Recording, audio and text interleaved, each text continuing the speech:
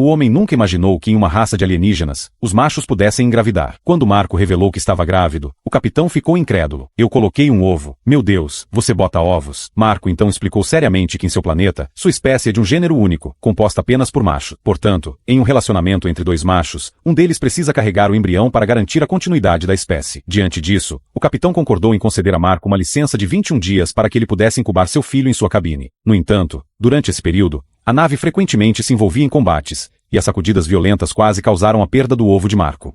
Após enfrentar várias dificuldades, finalmente chegou o último dia da licença de Marco, e ele sentiu que seu filho estava prestes a nascer. Com as rachaduras começando a aparecer na casca do ovo, Marco e seu parceiro observavam ansiosamente o nascimento do bebê. No entanto, ao verem o adorável bebê, os rostos dos dois ficaram subitamente pálidos. É uma fêmea. Logo, todos vieram parabenizá-los, pois, na espécie de Marco, uma fêmea nascia apenas a cada 75 anos, sendo algo muito raro. Mas Marco estava extremamente desapontado. Mais tarde, ele procurou um médico para pedir uma cirurgia de mudança de sexo para o bebê, pois, em seu planeta Moclano, o nascimento de uma fêmea era visto como uma anomalia, algo que precisava ser corrigido para que o bebê fosse considerado normal. No entanto, o médico recusou-se a realizar a cirurgia, insistindo que a criança deveria crescer e tomar essa decisão por conta própria. Insatisfeito, Marco foi até o capitão, esperando que ele ordenasse ao médico que realizasse a cirurgia. Durante a conversa, o capitão descobriu que os moclanos consideravam as fêmeas como deficientes, algo antinatural e deformado. O capitão sabia que a cirurgia poderia prejudicar a saúde mental da criança e que a aliança jamais permitiria tal procedimento. Então, ele ordenou que Marco nunca mais tocasse no assunto. Sem outra opção, Marco contatou seu planeta natal, solicitando que uma nave de guerra viesse buscar o bebê para que a cirurgia pudesse ser realizada. O capitão se sentiu impotente diante da situação, mas não tinha escolha. Antes de partir, Marco e o bebê foram se despedir de seus amigos, Bacton. Antes de ir embora, eles assistiram a um filme juntos, e durante a sessão, Marco teve uma revelação. No filme, o personagem Rudolph, a rena do nariz vermelho, era diferente dos outros, mas seu nariz brilhante acabou sendo útil, iluminando o caminho no escuro. Marco percebeu que, assim como Rudolph, seu filho poderia ter um futuro brilhante, mesmo sendo uma fêmea. Ele explicou a seu parceiro que não queria mais mudar o sexo do bebê, que essa decisão deveria ser do próprio filho no futuro. Contudo, Clayton, o parceiro de Marco, acreditava que Marco estava desrespeitando as tradições da espécie e não permitiria que a criança fosse ridicularizada por ser diferente. Com a disputa entre os dois, a nave moclana chegou, exigindo que a cirurgia fosse realizada, pois, para eles, a feminilidade era uma doença. Sem alternativa, Marco propôs que a questão fosse decidida em um julgamento em seu planeta natal. Caso perdesse, a cirurgia seria obrigatória. O capitão e seus aliados foram até Moclano, um planeta gravemente poluído, cuja principal indústria era a fabricação de armas, ignorando completamente o impacto ambiental. No tribunal, a comandante Kelly defendeu Marco. Os representantes de Moclano argumentaram que, se o bebê fosse criado como fêmea, ele seria motivo de vergonha para o planeta e viveria uma vida cheia de preconceitos, sem poder ter relacionamentos ou procriar. Marco, por sua vez, queria que a criança tivesse a chance de escolher seu próprio destino. O debate foi acirrado. Kelly tentou mostrar que as mulheres não eram frágeis, usando um exemplo prático para demonstrar força física. No entanto, o advogado de Moclano rebateu, dizendo que a comparação não era válida,